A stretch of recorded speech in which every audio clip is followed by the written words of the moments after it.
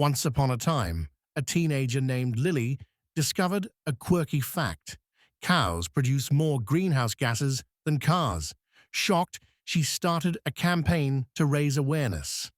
Her school project revealed that methane from cow burps is 25 times more potent than CO2.